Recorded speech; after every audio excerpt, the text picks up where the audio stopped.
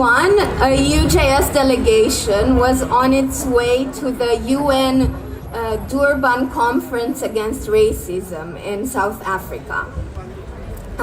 It was one of the first interactions of UJS with the United Nations.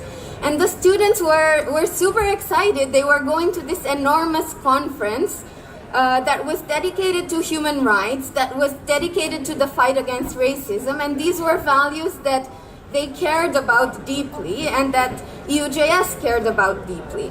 But their expectation was quickly shattered. And I want to read to you a little bit from the memories that former UJS chair Joël Fils shared about that trip. The conference started with sharp criticism of Israel. On the second day, Israel was criminalized and relegated to the bottom of the moral ladder.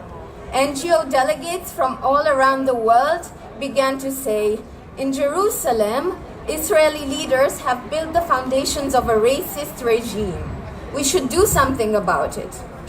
And on the third day, Jews of the entire world had become accomplices to this evil regime. This is exactly the distorted and dangerous dynamics that the UN Human Rights Council endorses every day and especially today.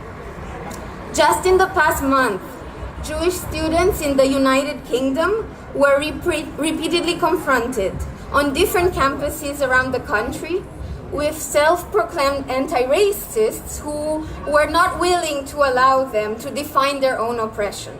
The experiences of anti-Semitism coming from anti-Israel prejudice were considered illegitimate, and Jewish students were harassed and they were threatened and they were told, you have to retrieve your emotions, you have to get out of here. In France, the chilling escalation of anti-Semitism were accompanied by chants like, go back to Tel Aviv. In Brussels, the trial of the terrorists of the Jewish Museum was seasoned with conspiracy theories about Mossad intervention. These are distorted and dangerous narratives that the United Nations Human Rights Council allows, and much more than that, promotes and legitimizes purposefully every day, and today especially, by exercising double standards against Israel.